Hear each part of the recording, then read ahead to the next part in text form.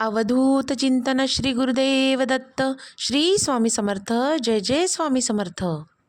स्वामी म्हणतात, माझ्या सर्व प्रिय बाळांनो, आज मी तुम्हाला काहीतरी अक्षय तृतीयाबद्दल विशेष अशा गोष्टी सांगणार आहे. विशेष माहिती तुम्हाला देणार आहे. त्यामुळे बाळा, या व्हिडिओला शेवटपर्यंत ऐकावे अशी माझी इच्छा आहे. तुझ्या जीवनात सर्व काही अक्षय होईल, सर्व निर्विघ्न पार पडेल आणि तुझ्या जीवनातील, तुझ्या कुटुंबामधील सततची त्रासदायक स्थिती, त्याचप्रमाणे दरिद्री, दुःख सर्व काही आजपासून निघून जाईल आणि तुला प्रत्येक कामात भरभराटी, सुखसमृद्धी प्राप्त होईल. त्यामुळे बाळा, आमचा हा आशीर्वाद समजून तू कमेंटमध्ये नक्की श्री स्वामी समर्थ असे लिही आणि बघ तुझ्या जीवनामध्ये काय काय परिवर्तन घडते ते आम्हाला कळव. या दिवशीपासून तुला दुःख दिसणार नाही आणि असतीलही तर ते कमी कमी होतील. स्वामी म्हणतात, बाळा, त्यासोबतच तू कुठल्याही कामात अडकला असशील, तुला त्यातून निर्णय घेता येत नसतील, तर तुला आमच्या कृपेने निर्णयसुद्धा प्राप्त होतील. आम्ही तुला त्यातून मार्ग दाखवू आणि त्या अडलेल्या कामांमध्ये तुला यश प्राप्त करून देऊ. स्वामी म्हणतात, बाळा, हा जो दिवस असतो हा खूप शुभ मानला जातो. या दिवशी आपण कुठलेही कार्य जर केले तर ते शुभ आणि सफल होते. त्यामुळे जर तुला कोणतेही निर्णय, कोणतेही कार्य याचा प्रारंभ करायचा असेल तर तू उद्याच्या दिवशीपासून त्या कार्याला सुरुवात करू शकतो आणि तुझ्या स्वामींचा आशीर्वाद तुझ्यासोबत सदैव आहेच. त्यासोबतच तुला माता लक्ष्मीचा देखील आशीर्वाद या दिवशीपासून प्राप्त होईल. खरं तर या दिवशी भगवान परशुराम यांची देखील पूजा केली जाते बाळा. त्यामुळे इतका सुंदर सोहळा जर तुझ्या नशिबात येत असेल तर कुठल्याही कार्याला मागे बघू नकोस. पुढे चल आणि निर्णय घे आणि तुला काय करायचं आहे त्याकडे तू लक्ष दे.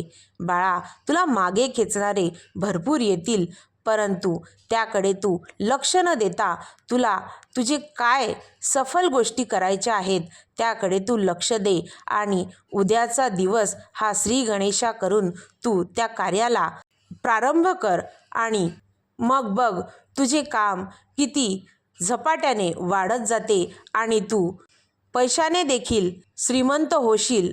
जर दुःख दरिद्री निघून गेली तर नक्कीच तुझ्या आयुष्यामध्ये, तुझ्या परिवारामध्ये खूप खूप आनंदाचे वातावरण निर्माण होईल.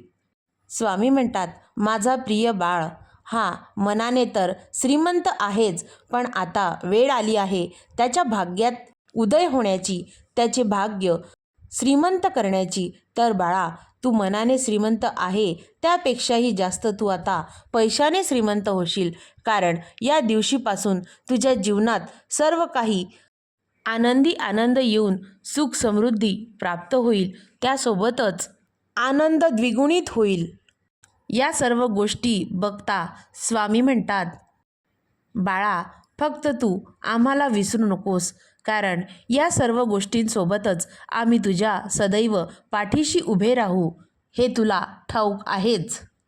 स्वामी म्हणतात, बाळा, अक्षय तृतीया म्हणजे केवळ शुभ कार्यच नव्हे तर त्यासोबतच आध्यात्मिक विचारांसाठीही एक उत्तम दिवस मानला जातो.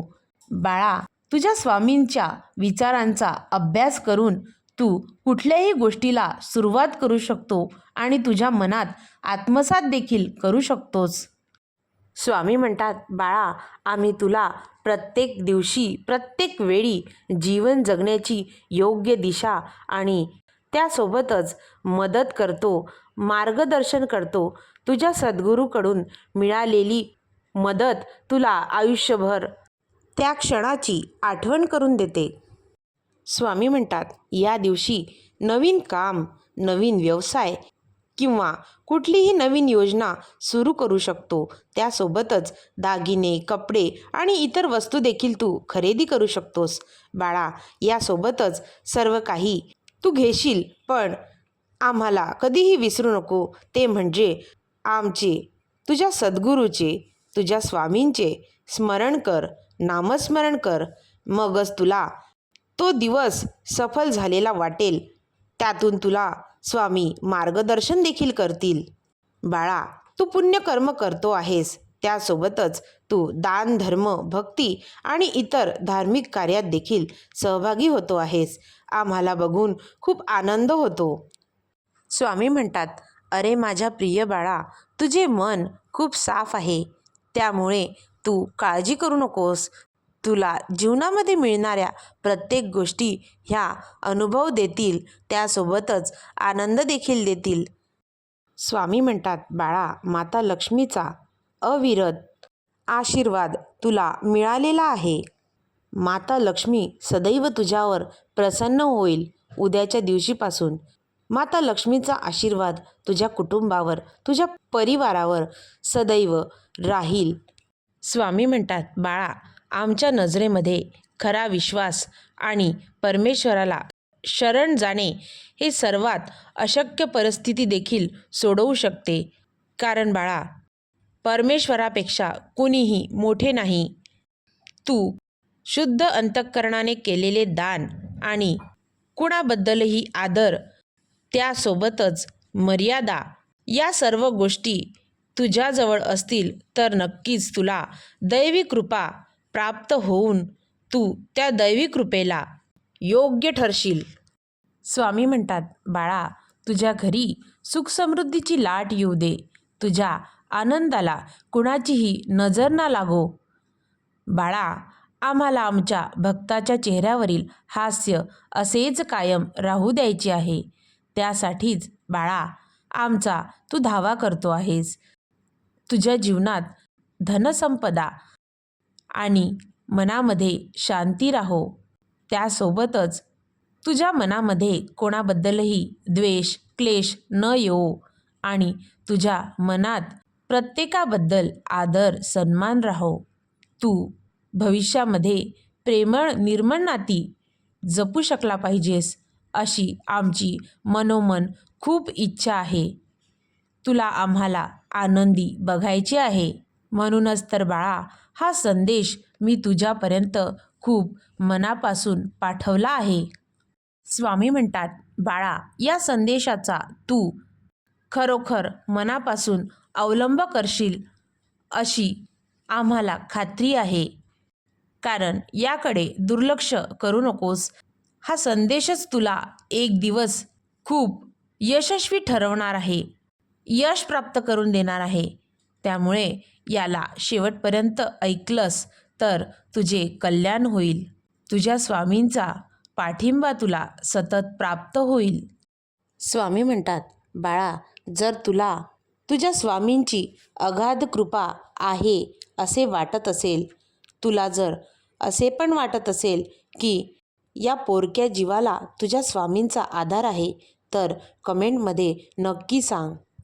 स्वामी म्हणतात, बाळा, तुझ्या जीवनात अक्षय असावे असे तू काहीतरी केले पाहिजे. आमची इच्छा आहे. अखंड स्वामींचे नाव घ्यावे अशी देखील इच्छा आहे. तुझ्या स्वामींना योग्य असे वागावे ही सुद्धा आम्हाला वाटते. तुझ्या चांगुलपणातून तुझे मन प्रसन्न व्हावे. गरीब गरजूंना तू थोडेसे अन्न, वस्त्र दान पुरवावे. जमेल तसे माणूसपण आणि माणुसकी स्वतःमध्ये उतरवावी. बाळा, तुझ्या स्वामींना मनापासून शरण ये. तुझ्या स्वामीची अक्षय कृपा तुझ्यावर सदैव राहील. स्वामी म्हणतात, बाळा, तुझं मन शुद्ध ठेव. ज्याचं मन शुद्ध असेल त्याचं नशीब नेहमी चांगलं असतं. स्वामी म्हणतात, बाळा, या इतक्या पवित्र दिवशी तू या संदेशापर्यंत आलाच आहेस, तर थोडे आमचे नामस्मरण देखील कर. चल बाळा, माझ्यासोबत म्हण, श्री स्वामी समर्थ, श्री स्वामी समर्थ,